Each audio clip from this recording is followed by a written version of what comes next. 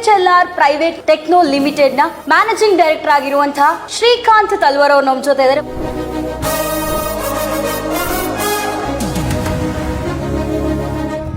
ದನ್ಪೆ app, ಸುಮಾರು ಆ್ಯಪ್ಗಳಿದೆ. ಏನಿದು ದನ್ಪೆ app ಅನ್ನುವಂಥದ್ದು? ಆ್ಯಕ್ಚುಲಿ ದನ್ಪೆ ಆ್ಯಪ್ ಅಂತ ಹೇಳಿದ್ರೆ ಇದು it's like a fintech app.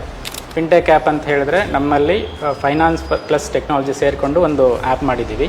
ಸುಮಾರು ಆ್ಯಪ್ಗಳಿದೆ. ಇವಾಗ ಆನ್ಲೈನ್ ಆ್ಯಪ್ಗಳು ಅಂತ ಹೇಳಿ ಬಂದಾಗ ಸುಮಾರು ಆ್ಯಪ್ಗಳಿದೆ. ಆ ಎಲ್ಲ ಆ್ಯಪ್ಗಳಿಗೆ ಕಂಪೇರ್ ಮಾಡಿದರೆ ಈ ದನ್ಪೆ ಅನ್ನುವಂಥ ಆ್ಯಪ್ ಎಷ್ಟು ಯೂಸ್ಫುಲ್ ಆಗಿದೆ? ಸೊ ನಮ್ಮಲ್ಲಿ ಹೇಗೆಂದರೆ ನೀವು ಏನೇ ಟ್ರಾನ್ಸಾಕ್ಷನ್ ಮಾಡಿ ದನ್ಪೆದಲ್ಲಿ ಯಾವುದೇ ರೀತಿ ಎಕ್ಸ್ಟ್ರಾ ಪ್ಲಾಟ್ಫಾರ್ಮ್ ಫೀಸ್ ನಾವು ತಗೊಳ್ಳೋದಿಲ್ಲ. ಸುಮಾರು ಆ್ಯಪ್ಗಳನ್ನು ನಾವು ನೋಡಿದಾಗ ಫಸ್ಟ್ ಓಪನ್ ಮಾಡಿದಾಗ ನಾವು ಆ್ಯಪಲ್ಲಿ ಡೌನ್ಲೋಡ್ ಮಾಡಿದಾಗ ನಮಗೆ ಮೊದಲಿಗೆ ಕ್ಯಾಶ್ ಬ್ಯಾಕ್ 1 ತಿಂಗಳು 2 ತಿಂಗಳವರೆಗೆ ಬಹಳ ಚೆನ್ನಾಗಿ ಸಿಗುತ್ತೆ. ಸೊ ಪ್ಲಾಟ್ಫಾರ್ಮ್ ಒಂದು ಸೆಟ್ ಆಗುತ್ತೆ. Then next better luck next ಟೈಮೇ ಸಿಗುತ್ತೆ ನಮಗೆ, ಅಲ್ವಾ? ಬಟ್ ನಮ್ಮಲ್ಲಿ ಹೇಗೆ ಅಂತಂದರೆ ಎವ್ರಿ ಟ್ರಾನ್ಸಾಕ್ಷನ್ಗೂ ಕೂಡ ಯಾವುದೇ ರೀತಿಯ ಸ್ಕ್ರ್ಯಾಚ್ ಕಾರ್ಡ್ ಏನೂ ಇರೋದಿಲ್ಲ, ಬೆಟರ್ ಲಕ್ ನೆಕ್ಸ್ಟ್ ಟೈಮ್ ಅನ್ನೋದಿರಲ್ಲ. ಎವ್ರಿ ಟ್ರಾನ್ಸಾಕ್ಷನ್ಗೂ ಕೂಡ ನಾವು ಕ್ಯಾಶ್ ಬ್ಯಾಕ್ ಕೊಡ್ತೀವಿ. ಎಷ್ಟು ಜನ ಯೂಸ್ ಮಾಡ್ತಾ ಇದ್ದಾರೆ, ಎಷ್ಟು ಯೂಸರ್ಸ್ ಇದ್ದಾರೆ ಈ ದನ್ಪೆ ಆ್ಯಪ್ಗೆ ಅಂತ? ಕಳೆದ 1 ವರ್ಷದಲ್ಲಿ ಸುಮಾರು ನಮ್ಮಲ್ಲಿ ನಮ್ಮ ದನ್ಪೆ ಆ್ಯಪ್ನ 80,000ಕ್ಕಿಂತ ಹೆಚ್ಚು ಯೂಸರ್ಸು, ಅದು ಕರ್ನಾಟಕದಲ್ಲೇನೆ 80,000 ಪ್ಲಸ್ ಯೂಸರ್ಸ್ ಯೂಸ್ ಮಾಡ್ತಾ ಇದ್ದಾರೆ. ಯಾವ ರೀತಿ ಸಾಥ್ ಕೊಡ್ತಾ ಇದ್ದಾರೆ ಜನ ದನ್ಪೆ ಆ್ಯಪ್ಗೆ? ದನ್ಪೆ ಆ್ಯಪಲ್ಲಿ ಸ್ಟಾರ್ಟಿಂಗಿಂದ ಏನು ರಿಜಿಸ್ಟ್ರೇಷನ್ ಹಾಕೊಂಡು ಬಂದಿದ್ರು till today every one use ಮಾಡ್ತಾ ಇದ್ದಾರೆ. ಇವಾಗ ನೀವು ಸರ್ವರ್ ಅಂತ ಹೇಳಿದಾಗ ನಮಗೆ ಕೆಲವೊಂದು ಸರ್ತಿ ಅಡೆತಡೆಗಳು ಬರೋದಿದಪ್ಪ. ಬ್ಯಾಂಕಿಂದ ಸರ್ವರ್ ಇರಲ್ಲ, ಹಣ ಟ್ರಾನ್ಸಾಕ್ಷನ್ ಮಾಡ್ಲಿಕ್ಕೆ ಆಗಲ್ಲ, ಪ್ರತಿಯೊಂದುಗಳು ಕೂಡ ಸಮಸ್ಯೆ ಇರುತ್ತೆ. ಟಿಲ್ ಟುಡೇ ಒಂದು ವರ್ಷದಿಂದ ಯಾವುದೇ ರೀತಿಯ ಡೌನ್ ಟೈಮ್ ಆಗಿ ನಾವು ಎಕ್ಸ್ಪೀರಿಯನ್ಸ್ ಮಾಡಿಲ್ಲ. ಯಾಕಂದರೆ ನಮ್ಮ ಹತ್ರ 2 ಸರ್ವರ್ಸ್ ಇರೋದ್ರಿಂದ, ಮೇನ್ ಸರ್ವರು ಬ್ಯಾಕಪ್ ಸರ್ವರ್ ಇರೋದ್ರಿಂದ ಯಾವುದೇ ರೀತಿ ಡೌನ್ ಟೈಮ್ ಎಕ್ಸ್ಪೀರಿಯನ್ಸ್ ಮಾಡಿಲ್ಲ. ಬಂದಾಗ SHLR ಟೆಕ್ನೋ ಪ್ರೈವೇಟ್ ಲಿಮಿಟೆಡ್ನ MD ಆಗಿದ್ದೀರಾ ಸರ್. ಏನಿದು SHLR ಅನ್ನುವಂಥದ್ದು? SHLR ಅಂತ ಹೇಳಿದ್ರೆ ಅದು ಒಂದು ಫ್ಯಾಮಿಲಿ ನೇಮ್. ಆ್ಯಕ್ಚುಲಿ 4 ಜನದ ಫಸ್ಟ್ ಲೆಟರು, ಅದನ್ನ SHLR ಆಗಿ ಇಟ್ಕೊಂಡಿದ್ವಿ. ಇಡೀ ಫ್ಯಾಮಿಲಿ ಪ್ಯಾಕೇ ಇದರಲ್ಲಿದೆ ಅಂತ ಹೇಳ್ಬೋದು. ಮಗ ಇದ್ದಾನೆ ಧನ್ವಿನ್ ಅಂತ, ಸೊ ಅವನೊಂದು ಡಿ ಬರೋದ್ರಿಂದ ದನ್ಪೆ ಅಂತ ಆ ನೇಮಲ್ಲಿ ಇಟ್ಟಿದ್ವಿ. ಹಾಗೆ ಎಲ್ಲ ಫ್ಯಾಮಿಲಿ ನೇಮ್ ಒಂದರಲ್ಲೇ ಕವರ್ ಆಗಲಿ. ಫ್ಯಾಮಿಲಿ ಪ್ಯಾಕ್ ತರ ಇದೆ. ಪಬ್ಲಿಕ್ ನೆಕ್ಸ್ಟ್ ಎಲ್ಲ ವೀಕ್ಷಕರಿಗೂ ನಮಸ್ಕಾರ. ನಾನು ಚೈತನ್ಯ ಕೊಟ್ಟಾರಿ. ಡಿಜಿಟಲ್ ಯುಗ ಅಂತ ಹೇಳಿ ಬಂದಾಗ ಡಿಜಿಟಲ್ ಯುಗದಲ್ಲಿ ಟ್ರಾನ್ಸಾಕ್ಷನ್ ಅನ್ನುವಂಥದ್ದು ಈಗಿನ ಕಾಲದಲ್ಲಿ ತುಂಬಾನೇ ಈಸಿ ಆಗಿದೆ. ಈ ಈಸಿ ಆಗಿರುವಂತಹ ಟ್ರಾನ್ಸಾಕ್ಷನ್ ಅನ್ನು ಮತ್ತಷ್ಟು ಈಸಿ ಮಾಡಲಿಕ್ಕೆ ಡಿಜಿಟಲ್ ಅಲ್ಲಿ ಹೊಸದಾಗಿರುವಂತಹ ಒಂದು ಆ್ಯಪ್ ಬಂದಿದೆ, ಅದೇ ದನ್ಪೆ app.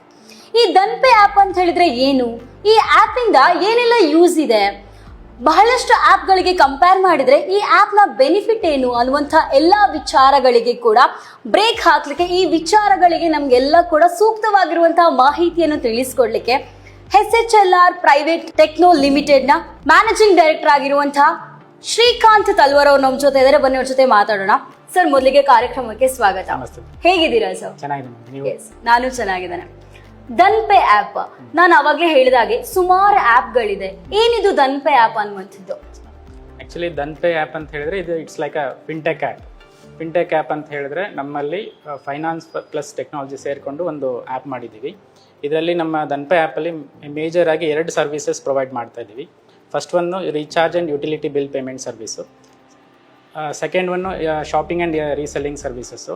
Recharge and utility bill payment ಸರ್ವಿಸಸ್ಸಲ್ಲಿ ನೀವು ನಮ್ಮ ಕಸ್ಟಮರ್ಸ್ ಮೊಬೈಲ್ ರೀಚಾರ್ಜ್ ಮಾಡ್ಬೋದು, DTH ಬಿಲ್ ಪೇಮೆಂಟ್ ಮಾಡ್ಬೋದು, ಎಲೆಕ್ಟ್ರಿಸಿಟಿ ಬಿಲ್ ಪೇಮೆಂಟ್ ಮಾಡ್ಬೋದು. All kinds of bill payments ನಮ್ಮ ದನ್ಪೆ ಆ್ಯಪಲ್ಲಿ ಕವರ್ ಆಗುತ್ತೆ. ಅದ್ರ ಜೊತೆಗೆ ಶಾಪಿಂಗ್ ಕೂಡ ನಮ್ಮ ದನ್ಪೆ ಆ್ಯಪಲ್ಲಿ ಒಂದು ಸರ್ವಿಸ್ ಆಗಿ ಪ್ರೊವೈಡ್ ಮಾಡ್ತಾ ಇದ್ದೀವಿ.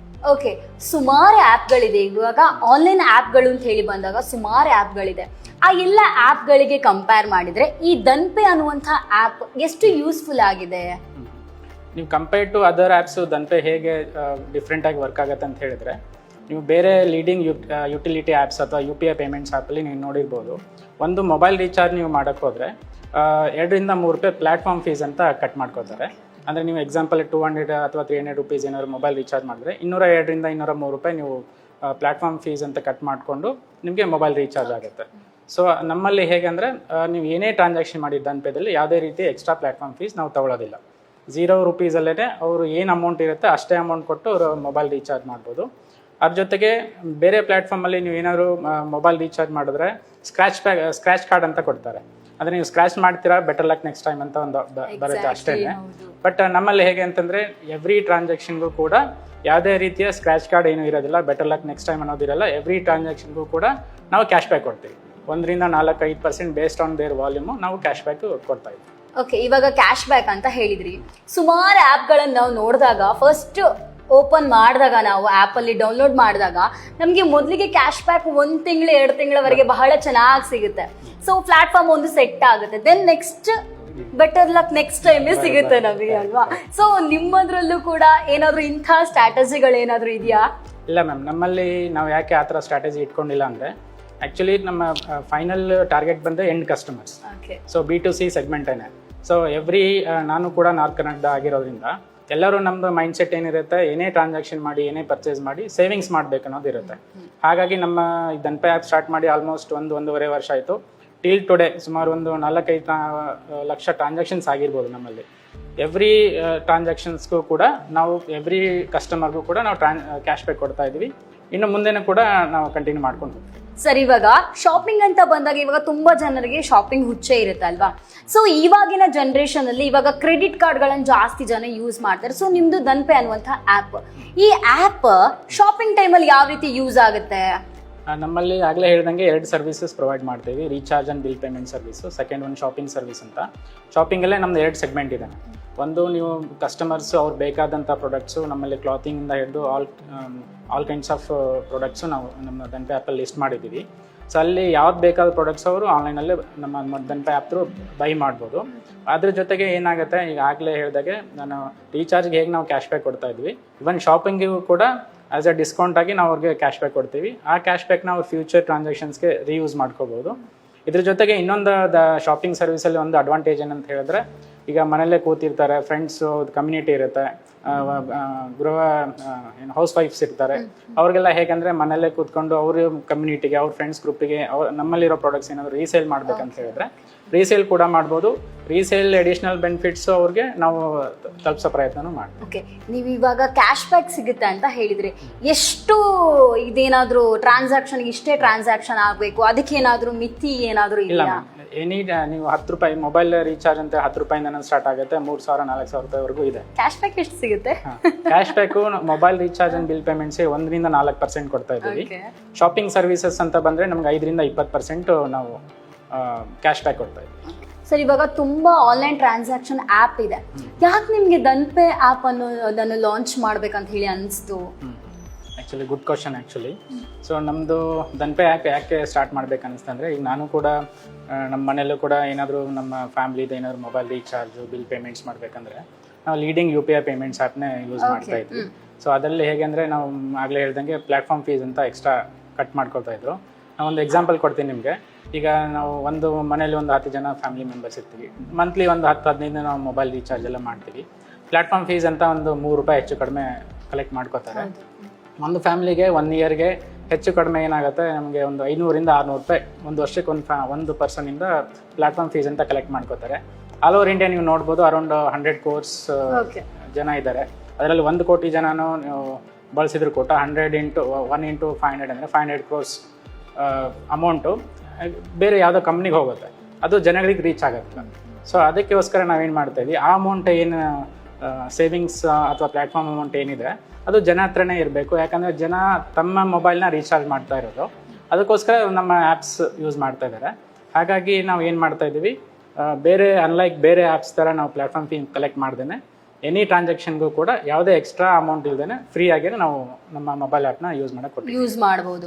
ಜೊತೆಗೆ ಬೇರೆ ಎಲ್ಲ ಆ್ಯಪ್ಗಳಿಗೆ ಕಂಪೇರ್ ಮಾಡಿದ್ರೆ ಈ ದನ್ಪೆ ಆ್ಯಪ್ನ ಡೌನ್ಲೋಡ್ ಮಾಡಿದ್ರೆ ಏನೆಲ್ಲ ಬೆನಿಫಿಟ್ಸ್ ಅಂತ ಹೇಳಿ ನೀವು ಅವಾಗ ಕ್ಯಾಶ್ ಬ್ಯಾಕ್ ಬೆನಿಫಿಟ್ಸ್ ಎಲ್ಲ ಹೇಳಿದ್ರಿ, ಅದೆಲ್ಲ ಬಿಟ್ರೆ ಬೇರೆ ಆ್ಯಪ್ಗಳಿಗೆ ಕಂಪೇರ್ ಮಾಡಿದ್ರೆ ಇದರಲ್ಲಿ ನಮ್ಗೆ ಎಷ್ಟು ಬೆನಿಫಿಟ್ಸ್ ಸಿಗುತ್ತೆ? ಇದರಲ್ಲಿ ಎವ್ರಿ ಟ್ರಾನ್ಸಾಕ್ಷನ್ಗೂ ಕೂಡ ವಾಲ್ಯೂಮ್ ಇನ್ಕ್ರೀಸ್ ಆದಂಗೆ ಅವ್ರದ್ದು ಕ್ಯಾಶ್ ಬ್ಯಾಕು ಕೂಡ ಇನ್ಕ್ರೀಸ್ ಆಗ್ತಾ ಹೋಗುತ್ತೆ. ನೀವು ಬೇರೆ ಆ್ಯಪಲ್ಲಿ ಕೆಲವೊಂದು ಆ್ಯಪ್ಸಲ್ಲಿ ಕ್ಯಾಶ್ ಬ್ಯಾಕು ಕೊಡ್ಬೋದು, ಬಟ್ ಅದರಲ್ಲಿ ಏನಾಗುತ್ತೆ ಲಿಮಿಟೆಡ್ ಕ್ಯಾಶ್ ಬ್ಯಾಕ್ ಒಂದಿರುತ್ತೆ. ಪ್ಲಸ್ ಏನಾಗುತ್ತೆ, ಆ ಕ್ಯಾಶ್ ಬ್ಯಾಕ್ನ ಯೂಸ್ ಮಾಡಬೇಕಂದ್ರೆ ತುಂಬ ಸರ್ಕಸ್ ಕೊಡಬೇಕು.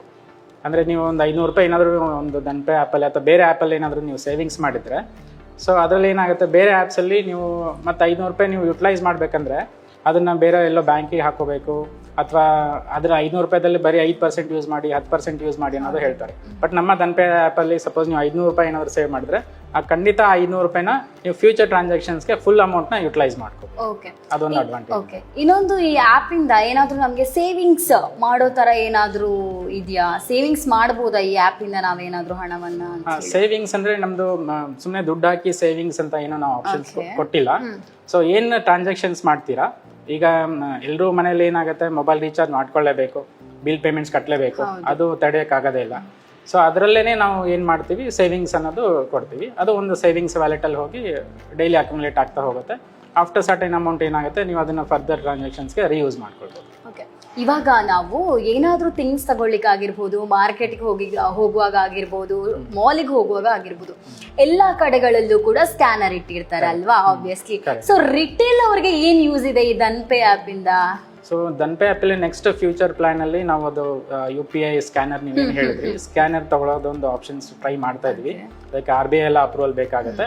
ಸೊ RBI ಅಪ್ರೂವಲ್ ಪರ್ಮಿಷನ್ ಅಂತ ಸಿಕ್ಕರೆ ನಮಗೆ ಶಾರ್ಟ್ಲಿ ಅದನ್ನು ಒಂದು ಪ್ಲ್ಯಾನ್ ಮಾಡ್ತೀವಿ.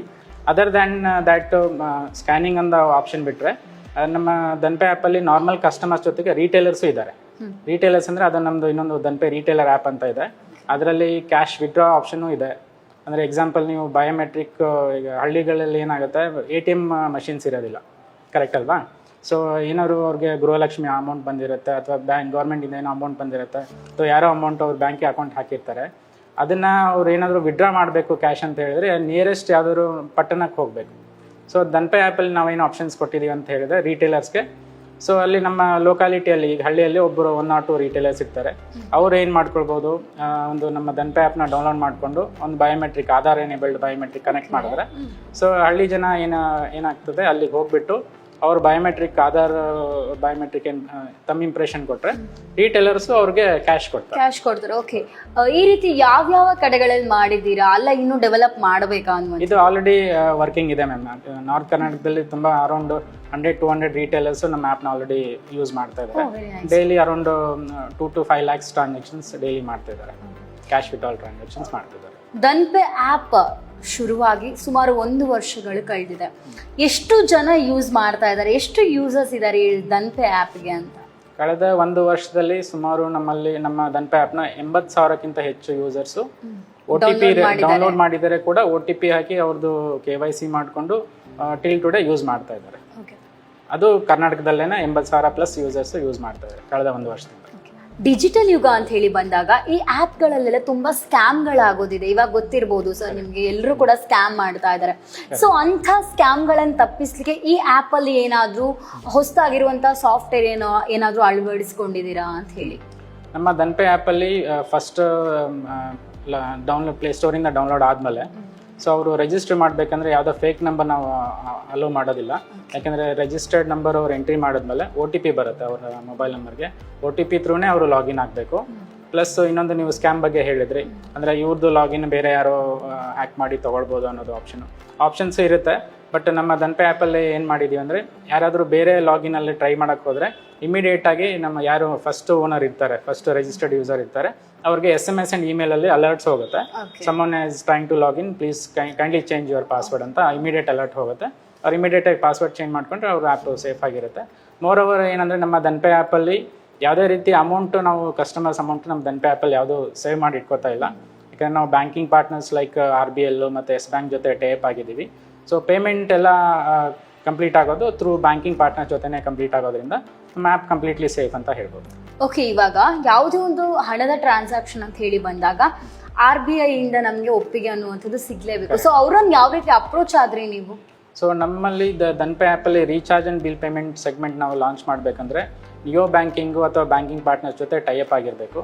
ನಮ್ಮ ಈಗ ಧನ್ಪೇ ಆ್ಯಪಲ್ಲಿ ನಾನು ಆಗಲೇ ಹೇಳ್ದಂಗೆ RBL ಮತ್ತು ಯೆಸ್ ಬ್ಯಾಂಕ್ ಜೊತೆ ಪೇಮೆಂಟ್ ಪಾರ್ಟ್ನರ್ಸ್ ಅಂತ ಟೈಅಪ್ ಆಗಿದ್ದೀವಿ. ಅದೇ ರೀತಿ ಮಲ್ಟಿಪಲ್ ನಿಯೋ ಬ್ಯಾಂಕಿಂಗ್ ಪಾರ್ಟ್ನರ್ಸ್ ಜೊತೆನೂ ಟೈಅಪ್ ಆಗಿದ್ದೀವಿ. ಅವ್ರ ಥ್ರೂ ನಾವು ಸರ್ವಿಸ್ನ ತಗೊಳ್ತಾ ಇದ್ದೀವಿ. ಯಾವ ರೀತಿ ಸಾಥ್ ಕೊಡ್ತಾ ಇದ್ದಾರೆ ಜನ ಧನ್ಪೇ ಆ್ಯಪ್ಗೆ? ಧನ್ಪೇ ಆ್ಯಪಲ್ಲಿ ಸ್ಟಾರ್ಟಿಂಗಿಂದ ಏನು ರಿಜಿಸ್ಟ್ರೇಷನ್ ಹಾಕೊಂಡು ಬಂದಿದ್ರು ಟಿಲ್ ಟುಡೇ ಎವ್ರಿ1 ಯೂಸ್ ಮಾಡ್ತಾ ಇದ್ದಾರೆ. ಸ್ಟಾರ್ಟಿಂಗಲ್ಲಿ ನಾವು ಸ್ವಲ್ಪ ಪ್ರಮೋಷನ್ಸ್ ಮಾಡಿದ್ವಿ, ಅದರಲ್ಲಿ ಒಂದು 50% ಯೂಸರ್ಸ್ ಆನ್ಬೋರ್ಡ್ ಆದರು. ಫರ್ದರ್ ಈಗ 80,000 ಯೂಸರ್ಸ್ ಅಂತ ಏನು ಹೇಳ್ತಾ ಇದ್ದೀನಿ, ಅರೌಂಡ್ 30,000-40,000 ನಮ್ಮ ಪ್ರಮೋಷನ್ಸಿಂದ ಬಂದರು. ಇನ್ನು 40,000-50,000 ಯೂಸರ್ಸ್ ಕಳೆದ 1 ವರ್ಷದಲ್ಲಿ ವರ್ಡ್ ಆಫ್ ಮೌತಿಂದ, ಈಗ ಒಬ್ರು ಯಾರೋ ಫ್ಯಾಮಿಲಿ ಮೆಂಬರ್ ಯೂಸ್ ಮಾಡ್ತಾರೆ, ಅವ್ರಿಗೆ ಲೈಕ್ ಆಗುತ್ತೆ, ಸೊ ಅವರೇ ಇನ್ನೊಬ್ರಿಗೆ ರೆಕಮೆಂಡ್ ಮಾಡ್ತಾರೆ. ಸೊ ಥ್ರೂ ವರ್ಡ್ ಆಫ್ ಮೌತಿಂದ ನಾವು ಅರೌಂಡ್ 50,000 ಯೂಸರ್ಸ್ನ ರೀಚ್ ಮಾಡಿದ್ವಿ. ಓಕೆ, ಸರ್ ಇನ್ನೊಂದು ಏನು ಅಂತ ಹೇಳಿದ್ರೆ ಇಂತಹ ಆ್ಯಪ್ಗಳೆಲ್ಲ ಬಂದಾಗ ಸಾಫ್ಟ್ವೇರ್ ಅನ್ನುವಂಥದ್ದು ತುಂಬಾನೇ ಇಂಪಾರ್ಟೆಂಟ್ ಆಗುತ್ತೆ. ಇಂತಹ ಆ್ಯಪ್ಗಳನ್ನು ಬಿಲ್ಡ್ ಮಾಡಬೇಕು ಅಂತ ಇದ್ರೆ ಯಾವ ಸಾಫ್ಟ್ವೇರ್ ಅನ್ನೆಲ್ಲ ಯೂಸ್ ಮಾಡ್ತೀರಾ? ನಮ್ಮಲ್ಲಿ ನಾವು ಯಾವುದೋ ಥರ್ಡ್ ಪಾರ್ಟಿ ಮೇಲೆ ಡಿಪೆಂಡ್ ಆಗಿಲ್ಲ ಸಾಫ್ಟ್ವೇರ್ ಡೆವಲಪ್ಮೆಂಟ್ಗೆ. ನಮ್ಮಲ್ಲೇ ಇನ್ನೋಸ್ ಟೀಮ್ ಇದೆ, ಸುಮಾರು ಒಂದು 20-25 ಜನ ದನ್ಪೆ ಆ್ಯಪ್ ಮೇಲೆ ಆ್ಯಸ್ ಎ ಸಾಫ್ಟ್ವೇರ್ ಡೆವಲಪರ್ಸ್ ಆಗಿ ವರ್ಕ್ ಮಾಡ್ತಿದ್ದಾರೆ. ನಮ್ಮ ಈ ದನ್ಪೆ ಆ್ಯಪು ಇನ್ನೋಸ್ ಟೀಮಿಂದನೇ ಕಂಪ್ಲೀಟಾಗಿ ಡೆವಲಪ್ ಆಗಿದೆ. ಯಾವುದೇ ಥರ್ಡ್ ಪಾರ್ಟಿ ಅಥವಾ ಥರ್ಡ್ ಔಟ್ಸೋರ್ಸ್ ಮಾಡಿ ಡೆವಲಪ್ ಮಾಡಿಸಿರೋದಿಲ್ಲ, ಕಂಪ್ಲೀಟ್ ಇನ್ನೌಸ್ ಆಗಿ ಡೆವಲಪ್ ಆಗಿದೆ. ಮೋರ್ ಓವರ್ ನಮ್ಮ ಸಾಫ್ಟ್ವೇರು ಮತ್ತು ಡೇಟಾ ಎಲ್ಲ cloud server, Amazon web server ಅಂತಿದೆ, ವರ್ಲ್ಡ್ಸಲ್ಲೇ ನಂಬರ್ 1 ಸರ್ವರ್ ಅಂತ ಹೇಳ್ಬೋದು, ಅಲ್ಲಿ ಹೋಸ್ಟ್ ಮಾಡಿದ್ದೀವಿ. ಹಾಗಾಗಿ ಸಾಫ್ಟ್ವೇರ್ ವೈಸು ಸೆಕ್ಯೂರಿಟಿ ವೈಸು ತುಂಬ ಸೇಫ್ ಇದೆ ಅಂತ. ಸೇಫ್ ಇದೆ. ಓಕೆ, ಇವಾಗ ನೀವು ಸರ್ವರ್ ಅಂತ ಹೇಳಿದಾಗ ನಮಗೆ ಕೆಲವೊಂದು ಸರ್ತಿ ಅಡೆತಡೆಗಳು ಬರೋದಿದಪ್ಪ, ಬ್ಯಾಂಕಿಂದ ಸರ್ವರ್ ಇರಲ್ಲ, ಹಣ ಟ್ರಾನ್ಸಾಕ್ಷನ್ ಮಾಡ್ಲಿಕ್ಕೆ ಆಗಲ್ಲ, ಪ್ರತಿಯೊಂದುಗಳು ಕೂಡ ಸಮಸ್ಯೆ ಇರುತ್ತೆ. ಈ ಟೈಮಲ್ಲಿ ದನ್ಪೆ ಆ್ಯಪ್ ಯಾವ ರೀತಿ ಯೂಸ್ ಆಗುತ್ತೆ? ಸೊ ದನ್ಪೆ ಆ್ಯಪಲ್ಲಿ ನಾವು ಈಗ ಏನು ಹೇಳಿದೆ, AWS ಸರ್ವರ್ ಏನು ಯೂಸ್ ಮಾಡ್ತಾ ಇದ್ವಿ. ಸೊ ಅದರಲ್ಲಿ ಒಂದು ಮೇನ್ ಸರ್ವರ್ ಆಗಿ ವರ್ಕ್ ಆಗುತ್ತೆ, ಇನ್ನೊಂದು ಬ್ಯಾಕಪ್ ಸರ್ವರ್ ಅಂತ ಬೇರೆ ಝೋನಲ್ಲಿ ನಾವು ಮೇಂಟೈನ್ ಮಾಡ್ತಾ ಇದ್ವಿ. ಸಪೋಸ್ ಇನ್ ವರ್ಸ್ಟ್ ಕೇಸ್ ಏನಾದರೂ ಮೇನ್ ಸರ್ವರ್ ಡೌನ್ ಆಯ್ತಂದರೆ ಇಮಿಡಿಯೇಟಾಗಿ ರೆಪ್ಲಿಕೇಟ್ ಆಗುತ್ತೆ ಬ್ಯಾಕಪ್ ಸರ್ವರ್ಗೆ. ಹಾಗಾಗಿ ಕಂಟಿನ್ಯೂಸ್ ಆಗಿ ಟಿಲ್ ಟುಡೇ ಒಂದು ವರ್ಷದಿಂದ ಯಾವುದೇ ರೀತಿಯ ಡೌನ್ ಟೈಮ್ ಆಗಿ ನಾವು ಎಕ್ಸ್ಪೀರಿಯನ್ಸ್ ಮಾಡಿಲ್ಲ. ಯಾಕಂದರೆ ನಮ್ಮ ಹತ್ರ 2 ಸರ್ವರ್ಸ್ ಇರೋದ್ರಿಂದ, ಮೇನ್ ಸರ್ವರು ಬ್ಯಾಕಪ್ ಸರ್ವರ್ ಇರೋದ್ರಿಂದ ಯಾವುದೇ ರೀತಿ ಡೌನ್ ಟೈಮ್ ಎಕ್ಸ್ಪೀರಿಯನ್ಸ್ ಮಾಡಿಲ್ಲ. ಓಕೆ, ಇವಾಗ ಒಬ್ಬ ವ್ಯಕ್ತಿ ಹತ್ರ 2 ಫೋನ್ ಇದೆ ಅಂತ ಹೇಳಿ ಅನ್ಕೊಳ್ಳಿ, ಅವನ 2 ಫೋನ್ಗಳಿಂದಲೂ ಡೌನ್ಲೋಡ್ ಮಾಡ್ಬೋದಾ? ಎಸ್ ಮ್ಯಾಮ್, 2 ಫೋನಿಂದನೂ ಒಂದೇ ನಂಬರ್ ಯೂಸ್ ಮಾಡ್ಕೊಂಡು ಮಾಡ್ಬೋದು. ಬಟ್ OTP ಅಥೆಂಟಿಕೇಶನ್ ಒಂದು ಬೇಕಾಗುತ್ತೆ. OTP ಅಥೆಂಟಿಕೇಶನ್ ಆಯ್ತಂದ್ರೆ 2 ಫೋನಲ್ಲೂ ಅವರು ಯೂಸ್ ಮಾಡ್ಕೊಳ್ಬೋದು. ಪ್ಲಸ್ ಎವ್ರಿ ಟ್ರಾನ್ಸಾಕ್ಷನ್ಗೂ ಅವ್ರಿಗೆ ಅಲರ್ಟ್ಸ್ ಬರ್ತಾ ಇರುತ್ತೆ. ಸೊ ಯಾವ ಫೋನಿಂದ ಏನು ಟ್ರಾನ್ಸಾಕ್ಷನ್ ಆಗ್ತಿದೆ ಅನ್ನೋದು ಅವ್ರಿಗೆ ಒಂದು ಕ್ಲಾರಿಟಿ ಇರುತ್ತೆ. ಓಕೆ, ಇವಾಗ ಕೆಲವೊಂದು ಆ್ಯಪ್ಗಳನ್ನು ಡೌನ್ಲೋಡ್ ಮಾಡಲಿಕ್ಕೆ ಎಲ್ರಿಗೂ ಕೂಡ ತುಂಬ ಹೆದರಿಕೆ, ಅದರಲ್ಲೂ ಕೂಡ ಟ್ರಾನ್ಸಾಕ್ಷನ್ ಇದ್ದು ಯಾವುದಾದ್ರೂ ಆ್ಯಪ್ ಬಂತು ಅಂತ ಹೇಳಿದಾಗ ಇನ್ನೂ ಹೆದರಿಕೆ. ಇದರಲ್ಲಿ ಏನಾದರೂ ಸೇಫ್ಟಿ ಪರ್ಪಸ್ಸಿಗಾಗಿ ಆಧಾರ್ ಕಾರ್ಡ್ ಆಗಿರ್ಬೋದು, ಪಾನ್ ಕಾರ್ಡ್ ಅಂಥದ್ದು ಏನಾದರೂ ಸೇಫ್ಟಿ ಪರ್ಪಸ್ಸಿಗಾಗಿ ಯೂಸ್ ಮಾಡಿದ್ದೀರಾ? ಸೊ ಆ್ಯಕ್ಚುಲಿ ನಮ್ಮ ದನ್ಪೆ ಆ್ಯಪಲ್ಲಿ ರೀಚಾರ್ಜ್ ಆ್ಯಂಡ್ ಬಿಲ್ ಪೇಮೆಂಟ್ಸ್ ಮಾಡೋದಕ್ಕೆ ಯಾವುದೇ ರೀತಿ ಆಧಾರ್ ಕಾರ್ಡು ಅದೆಲ್ಲ ಕಲೆಕ್ಷನ್ ನಾವು ಮಾಡೋದಿಲ್ಲ. ಸೊ ಒಂದು ಮೇನ್ ಅಂದರೆ OTP ಬೇಸ್ಡ್ ಅಥೆಂಟಿಕೇಶನ್ ಮಾಡ್ಕೊಳ್ತೀವಿ. ಸೊ ಸೇವಿಂಗ್ಸ್ ಅಮೌಂಟ್ ಏನು ಮಾಡಿರ್ತಾರೆ ಅವರು ಫರ್ದರ್ ಟ್ರಾನ್ಸಾಕ್ಷನ್ಸ್ಗೆ ಮತ್ತು ನಮ್ಮ ವ್ಯಾಲೆಟಿಗೆ ಹಾಕಿ ಯೂಸ್ ಮಾಡ್ಕೊಳ್ಬೋದು. ಸೆಕೆಂಡ್ ಆಪ್ಷನ್ ಏನಂತ ಹೇಳಿದ್ರೆ ಅವ್ರ ಬ್ಯಾಂಕ್ ಅಕೌಂಟಿಗೆ ಬೇಕಾದರೂ ವಿಡ್ರಾ ಮಾಡ್ಕೋಬೋದು. ಬ್ಯಾಂಕ್ ಅಕೌಂಟ್ ವಿಡ್ರಾ ಮಾಡಬೇಕಾದಾಗ ನಾವು ಆವಾಗ ಅವ್ರದ್ದು ಆಧಾರ್ ಕಾರ್ಡ್, ರಿಜಿಸ್ಟರ್ಡ್ ಮೊಬೈಲ್ ನಂಬರ್ಗೆ ಆಧಾರ್ ಕಾರ್ಡ್ ಕಲೆಕ್ಟ್ ಮಾಡಿಕೊಂಡು ಅದು ಆಧಾರ್ ಸರ್ವರ್ಗೆ ವ್ಯಾಲಿಡೇಟ್ ಆಗಿ ಅವ್ರು ಜೆನ್ಯೂನ್ ಪರ್ಸನ್ ಹೌದಾ ಅಲ್ಲ ಅಂತ ವ್ಯಾಲಿಡೇಟ್ ಆಗುತ್ತೆ. ಅವ್ರ ಜೊತೆಗೆ ಆಧಾರು ಮತ್ತು ಅವ್ರ ಬ್ಯಾಂಕಿಗೆ ಲಿಂಕ್ ಆಗಿದ್ರೆ ಮಾತ್ರ ಅವರು ಅವ್ರ ಬ್ಯಾಂಕ್ ಅಕೌಂಟಿಗೆ ಅವ್ರ ಸೇವಿಂಗ್ಸ್ ಅಮೌಂಟ್ನ ವಿಡ್ರಾ ಮಾಡ್ಬೋದು. ಓಕೆ ಸರ್, ಇಷ್ಟೆಲ್ಲ ಹೇಳಿದ ಮೇಲೆ ಎಲ್ಲರ ತಲೆಯಲ್ಲಿ ಓಡ್ತಾ ಇರುವಂಥದ್ದು ಏನು ಅಂತ ಹೇಳಿದ್ರೆ ನಮಗೂ ಕೂಡ ದನ್ಪೆ ಆ್ಯಪ್ ಡೌನ್ಲೋಡ್ ಮಾಡಬೇಕು, ಹೇಗೆ ಮಾಡೋದು, ಇದಕ್ಕೆ ಏನು ಹೇಳ್ತೀರಾ ಸರ್? ದನ್ಪೆ ಆ್ಯಪ್ನ ಈಗ ಪ್ಲೇಸ್ಟೋರ್ ಅಂದರೆ ಆ್ಯಂಡ್ರಾಯ್ಡ್ ಯೂಸರ್ಸ್ ಯಾರು ಇದ್ದರೆ ಅವರು ಪ್ಲೇಸ್ಟೋರಲ್ಲಿ ಹೋಗಿ ದನ್ಪೆ ಆ್ಯಪ್ ಅಂತ ಸರ್ಚ್ ಮಾಡಿದ್ರೆ ಅಲ್ಲಿ ಫಸ್ಟಲ್ಲೇ ನಮ್ಮದು ದನ್ಪೆ ಆ್ಯಪ್ ಕಾಣುತ್ತೆ. ಅದರಲ್ಲಿ ಡೌನ್ಲೋಡ್ ಮಾಡಿಕೊಂಡು OTP ಹಾಕಿ ಅವರು ರಿಜಿಸ್ಟರ್ ಮಾಡ್ಕೋಬೋದು.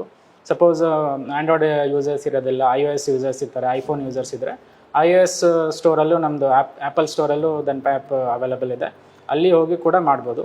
ಕೆಲವೊಬ್ಬರು ಸಿಸ್ಟಮಲ್ಲಿ ನಮ್ಮ ಏನೋ ಮೊಬೈಲ್ ಬ್ರೌಸರಲ್ಲಿ ಅಥವಾ ವೆಬ್ ಬ್ರೌಸರಲ್ಲಿ ಕೂಡ ಏನಾದ್ರು ಮಾಡಬೇಕಂತ ಹೇಳಿದ್ರೆ ನಮ್ಮ ವೆಬ್ಸೈಟ್ ಅಡ್ರೆಸ್ ಇದೆ danpe.in and danpe.co ಅಂತ, ಅಲ್ಲಿ ಹೋಗಿ ಕೂಡ ಅವರು ರಿಜಿಸ್ಟರ್ ಆಗಿ ಯೂಸ್ ಮಾಡ್ಬೋದು. ಆಲ್ 3 ಆಪ್ಷನ್ಸ್ ಅವೈಲಬಲ್ ಇದೆ. ಓಕೆ, ಆಲ್ ವರ್ಲ್ಡ್ ಜಗತ್ತಿನ ಮೂಲೆಗಳಿಂದಲೂ ಕೂಡ ನಾವು ದನ್ಪೆ ಆ್ಯಪ್ನ ಯೂಸ್ ಮಾಡ್ಕೋಬಹುದು ಹಂಗಾದ್ರೆ ಅಲ್ವಾ? ಕರೆಕ್ಟ್. ಯಾವುದೇ ರೀತಿ ಇತಿಮಿತಿಗಳಿರಲ್ಲ, ರೆಸ್ಟ್ರಿಕ್ಷನ್ಸ್ ಇಲ್ಲ, ಯಾರು ಬೇಕಾದ್ರೂ ಎಲ್ಲಿ ಬೇಕಾದ್ರೂ ಯೂಸ್ ಮಾಡ್ಕೊಳ್ಬೋದು, ಯಾವುದೇ ರೀತಿ ಇತಿಮಿತಿ ಅನ್ನೋದು ಇಲ್ಲ. ಓಕೆ, ನಮ್ಮ ಇಷ್ಟೆಲ್ಲ ಕೇಳಿದ್ಮೇಲೆ ಇನ್ನೂ ಜನರಿಗಿರುತ್ತೆ ಸೊ ಮಾಡಬೇಕಾ ಬೇಡವಾ ಅನ್ನುವಂಥ ಕೆಲವೊಂದು ಕನ್ಫ್ಯೂಷನ್ಗಳಿರುತ್ತೆ. ಈ ಕನ್ಫ್ಯೂಷನ್ಗಳಿಗೆಲ್ಲ ತೆರೆ ಹಾಕಬೇಕು ಅಂತ ಇದ್ರೆ ಜನರಿಗೆ ಏನು ಹೇಳ್ತೀರಾ? ನಮ್ಮ ದನ್ಪೆ ಆ್ಯಪ್ ಲಾಂಚ್ ಮಾಡಿ ಈಗ ಸಕ್ಸಸ್ಫುಲ್ಲಾಗಿ 1-1.5 ವರ್ಷದಿಂದ 80,000 ಈ ಕರ್ನಾಟಕ ಯೂಸರ್ಸ್ ಏನು ಯೂಸ್ ಮಾಡ್ತಾರೆ ಅವರೇ ಮೇನ್ ನಮಗೆ ಮೋಟಿವೇಶನ್ ಅಂತ ಹೇಳ್ಬೋದು. ಯಾಕಂದರೆ ಸ್ಟಾರ್ಟಿಂಗಿಂದ ಏನು ರಿಜಿಸ್ಟರ್ಡ್ ಆಗಿ ಯೂಸ್ ಮಾಡ್ತಿದ್ದಾರೆ ಟಿಲ್ ಟುಡೇ ಅವರು ಕೂಡ ನಮ್ಮ ದನ್ಪೆ ಆ್ಯಪಲ್ಲಿ ಮಲ್ಟಿಪಲ್ ಟೈಮ್ಸ್ ಯೂಸ್ ಮಾಡಿದ್ದಾರೆ. ಟ್ರಸ್ಟ್ ಮತ್ತು ಕನ್ಸಿಸ್ಟೆನ್ಸಿನ ಇಲ್ಲಿ ಮ್ಯಾಟ್ರ್ ಆಗುತ್ತೆ. ಟ್ರಸ್ಟ್ ಯಾಕೆ ಹೇಳ್ತೀನಿ ಅಂದರೆ ಫಸ್ಟಿಗೆ ನೀವು ಹೇಳ್ದಂಗೆ ನೀವು ಕೇಳಿದ್ರಿ, ಏನು ಸ್ಟಾರ್ಟಿಂಗ್ ಕ್ಯಾಶ್ ಬ್ಯಾಕ್ ಕೊಡ್ತೀರಾ ಆಮೇಲೆ ಮರಿತೀರಾ ಅನ್ನೋದನ್ನು ಕೇಳಿದ್ರಿ. ಸೊ ನಮ್ಮದು ಸ್ಟಾರ್ಟಿಂಗ್ ಕ್ಯಾಶ್ ಬ್ಯಾಕ್ ಏನು ನಾವು ಅನೌನ್ಸ್ ಮಾಡಿದ್ವಿ ಟಿಲ್ ಟುಡೇ ಅದೇ ಸೇಮ್ ಕ್ಯಾಶ್ ಬ್ಯಾಕು ಸೇಮ್ ಅಮೌಂಟೇ ನಾವು ಟಿಲ್ ಟುಡೇನೂ ಕಂಟಿನ್ಯೂ ಮಾಡ್ಕೊಂಡು ಬರ್ತಾ ಇದ್ವಿ. ಹಾಗಾಗಿ ಅದೇ ಕನ್ಸಿಸ್ಟೆನ್ಸಿ ಮೇಂಟೈನ್ ಮಾಡ್ತಾ ಇರೋದ್ರಿಂದ ಕಸ್ಟಮರ್ಸ್ಗೆ ಯಾವುದೇ ರೀತಿ ತೊಂದರೆ ಇಲ್ಲದೇ ದನ್ಪೆ ಆ್ಯಪ್ನ ಬಳಸ್ಬೋದು. ಸರ್, ಇವಾಗ ದನ್ಪೆ ಆ್ಯಪ್ ಡೌನ್ಲೋಡ್ ಮಾಡಿದೇವೆ ಅಂತ ಅಂದ್ಕೊಳ್ಳಿ, ಕೆಲವೊಂದು ಇಶ್ಯೂಸ್ಗಳು ಬಂತು, ಸೈಬರ್ ಕ್ರೈಮಿಗೆ ಕಂಪ್ಲೇಂಟ್ ಆಗಿರೋ ಇಶ್ಯೂಸ್ ಏನಾದರೂ ಈ ಆ್ಯಪಲ್ಲಿ ಇದೆಯಾ? ಟಿಲ್ ಟುಡೇ ಯಾವುದೇ ಒಂದು ನಾನು ಆಗಲೇ ಹೇಳ್ದಂಗೆ around 4-5 lakhs worth of transactions ಆಗಿದೆ. ಸೊ ಟಿಲ್ ಟುಡೇ ಯಾವುದೇ ರೀತಿ ಸೈಬರ್ ಕ್ರೈಮ್, ಸೈಬರ್ ಕಂಪ್ಲೇಂಟ್ಸ್ ಯಾವುದೇ ಒಂದೇ ಒಂದು ಇನ್ಸಿಡೆಂಟ್ ಕೂಡ ದನ್ಪೆ ಆ್ಯಪಲ್ಲಿ ಆಗಿಲ್ಲ, ಮುಂದೆ ಕೂಡ ಆಗೋದಿಲ್ಲ. ಓಕೆ, ಇವಾಗ ನಾನು ಸ್ಟಾರ್ಟಿಂಗಲ್ಲಿ ಶ್ರೀಕಾಂತ್ ಅವರು ಅಂತ ಹೇಳಿ ಬಂದಾಗ SHLR ಟೆಕ್ನೋ ಪ್ರೈವೇಟ್ ಲಿಮಿಟೆಡ್ನ MD ಆಗಿದ್ದೀರಾ ಸರ್. ಏನಿದು SHLR ಅನ್ನುವಂಥದ್ದು? SHLR ಅಂತ ಹೇಳಿದ್ರೆ ಅದು ಒಂದು ಫ್ಯಾಮಿಲಿ ನೇಮ್ ಆ್ಯಕ್ಚುಲಿ. ನಾವು ಇನಿಷಿಯಲಿ 4 ಮೆಂಬರ್ಸ್ ಇದ್ವಿ. ನಾನು, ನಮ್ಮ elder brother plus father and mother 4 ಜನ.